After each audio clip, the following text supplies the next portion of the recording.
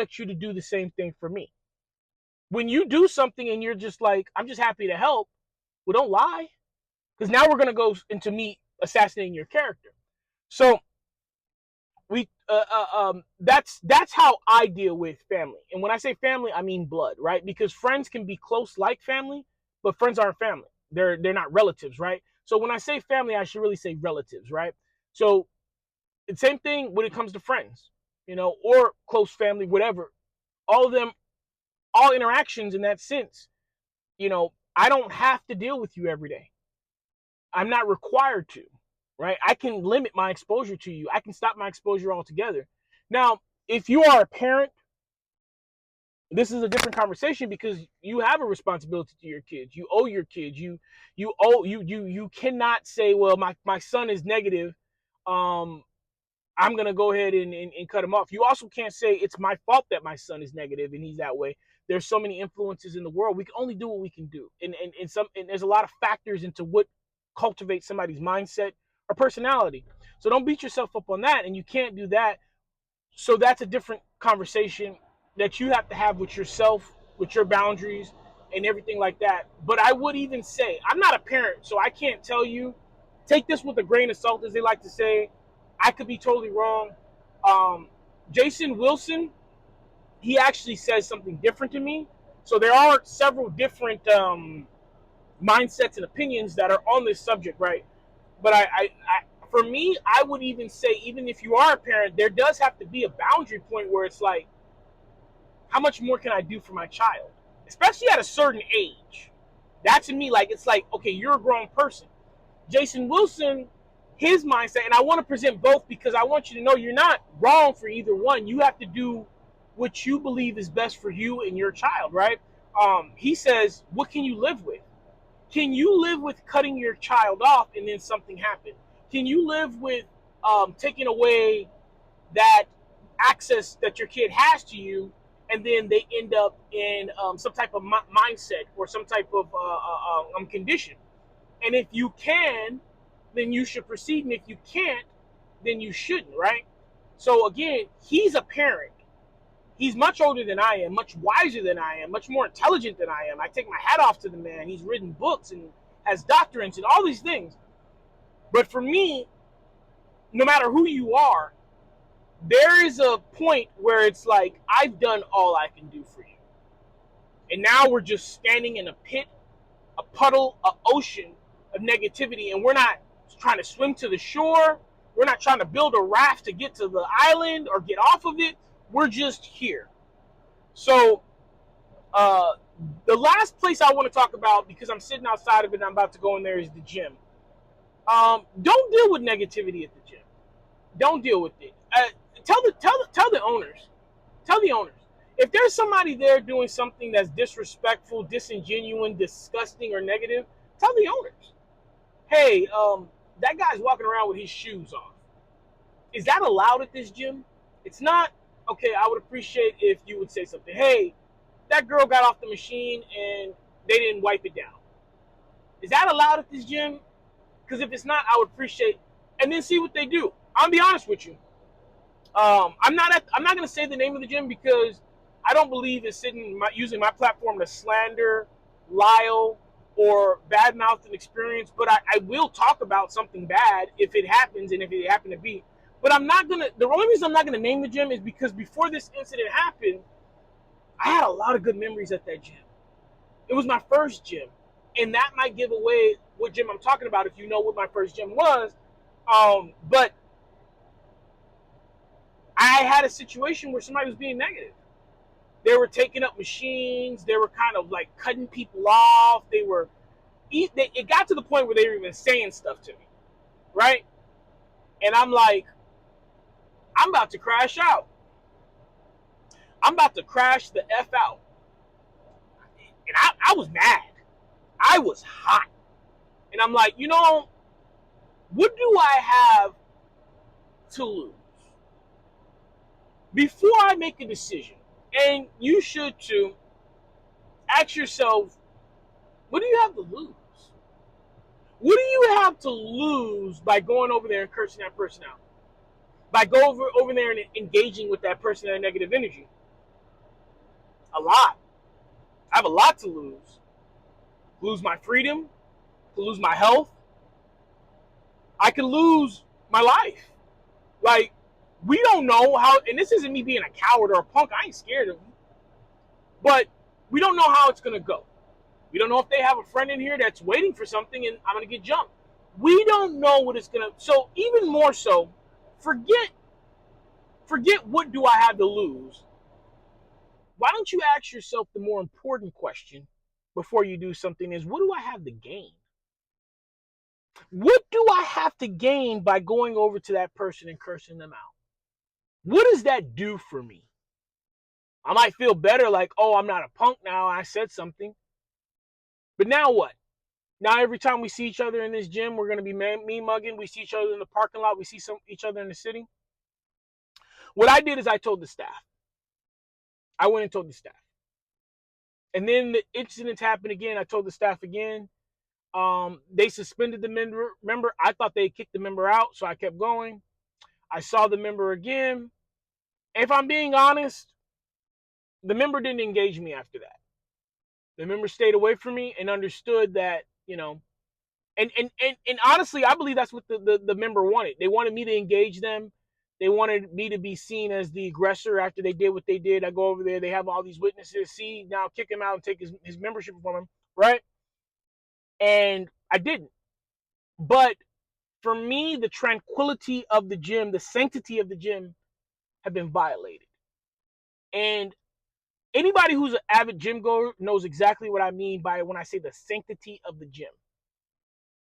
There are said rules and individuals who will say, even if you have a standing beef with somebody, when they're in the gym, it's off limits. Because we're here to work out. We're here to better ourselves. It's the same thing when you see people who have those Sunday truce, right? It's like truce. We're going to beef through the rest of the week. If I see you, it's on site. However, at the synagogue, at the church, at the cathedral, we will not engage. And I feel like that sanctity had been violated, not only because, I apologize to go so much on a rant on here, but I want to make a point. Not only because it happened in the gym, but it developed at the gym. I didn't know this person before I went to the gym. It's not like somebody I grew up with or went to school with or at the job or ran into at the grocery store. We had a problem. We had a problem in the gym. So with that being said, I decided to leave the gym. And I found another gym, and it took me a while for the gym location that I wanted to open, and I made sure it was good. And I would have left this gym too and it's been, knock on wood, prayers up, energy forward. It's been a great relationship. Like this gym now, when I come in, they greet me by name. They smile. They're very attentive. I've told them that, hey, then this is broken. I'm not asking you to fix it, but I don't want nobody hurt. They'll immediately come over and see if they can fix it. If they can't, they put a sign on it. They get the equipment out of commission. It's just been an awesome experience at this gym and at every location that I've gone to at this gym. And the gym I'm talking about is Crunch Fitness, right? For those of you who are in San Antonio, I go to the one that's off Walsham. Don't come stalk me and take pictures of me and be like, that's the catalyst. But you want to get a workout in, I'm there. Anyway, I go to the one off of Walsham. I've gone to the one on FM78, which is they that was the first one I've ever went to, and they were spectacular. I've gone to the one on Warsbach, which is a huge gym, and it's awesome. I feel like that's almost like me going out to eat or on a play date or whatever. Anytime I go to that gym, it just feels like a I don't know, like a theater. It's huge. It has all the stuff, and it's a great gym. I thought I went to another Crunch. Oh, I've been to the one on San Pedro. Yeah, I've been to 4. San Pedro one is smaller than the rest of them. It has less stuff. Out of all of them, I like San Pedro the least, but I do love the staff there. They're very friendly, very welcoming. But as far as the aesthetics of the gym, I just don't like the way it's set up. But it's an awesome gym. Awesome gym. It just they just some of the other gyms, especially Warsbach, because Warsbach has all the bells and whistles. it has other things that they don't have. So San Pedro's a good gym. There was one time where, it was a little, but they've gotten their stuff together. So anyway, I said all that to say that's how I deal with it at the gym. So this video has already been 30 minutes, which is probably means I'm gonna have to cut it in half. I don't know if they've extended the limit on on um on on TikTok, because that's where I post my videos first. I download it and then I take it and I post it to the other accounts, Instagram, Facebook, YouTube. With it being 30 minutes, even if they have extended, I'm not gonna make a full extension. Maybe on YouTube I will. I'll make a long one, but on the other ones I'm gonna break it up and I'm gonna post it over the days. So it's gonna count as my post for the day anyway. I'm kind of cheating, but at the same time, I've just been talking for 30 minutes and I feel like that's rewarding enough, right? Anyway, I want to recap real quick, right? I want to go review what we've talked about for those of you who kind of, I talked a lot, but just I like a good review. Anyway, hate on social media, don't deal with it. Block them, delete them, don't read the comments. There's no reason for you to engage in somebody on social media. They make a threat or something like that, report them to the authorities. There's ways to do that, and then and go from there. But especially if you're an artist, I advise you do not read the comments. Post your stuff and go on about your business. You know, for someone like me who my art is engaging with people, I have to read the comments. I'm going to delete them. I'm going to block them. And if it got to me, if it got a little bit too far in my spirit, I'm going to do something to get myself back where I need to be. Family members and friends, you need to evaluate how valuable that person is in your life and how much you need them, or and how much you feel like you have a responsibility to them and you need to limit yourself to them. You're not obligated to let someone belittle, berate, or assault your peace, your mindset, or your tranquility. I don't care what anybody says. That's my belief, and I'm standing on it. You're not required to let anybody assault your peace, your tranquility, or your mindset. You must defend yourself, protect yourself, and avoid those situations. Work, it's completely unavoidable. You cannot 100% completely avoid people that are negative. At some point, you're going to have to work with somebody who has a crappy, for lack of a better word, and trying not to curse, who has a crappy mindset. I'm thinking about one person individual, in particular, excuse me, that I do not like working with. And I've expressed myself, and thankfully, my leadership has decided that, you know what, you don't have to work with them. We'll do something else, right? Avoid them as much as you can. Report their mindset to authorities. And if unavoidable, then make sure you protect yourself. Pray, meditate, read your scriptures, listen to your music, build yourself up before you have to deal with that person for the day, and then build yourself back up after you have to deal with that person. Because at the end of the day, we're not going to be able to avoid all negative situations. And there's some situations that we're going to go into that we're going to have to continue to go into, even though we know they're going to be negative.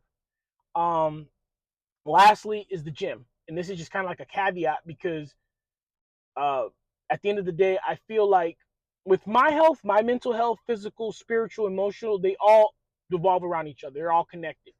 And I'm not saying that the gym is the starting point, but it's definitely a good core of what how I maintain who I am and the mindset that I've cultivated, right? If you have a crappy gym, find another one.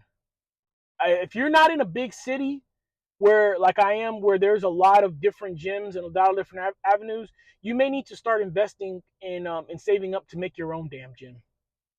And don't think I haven't thought about that either. And don't think I don't have enough weights and workout equipment at home where I can get a good one in.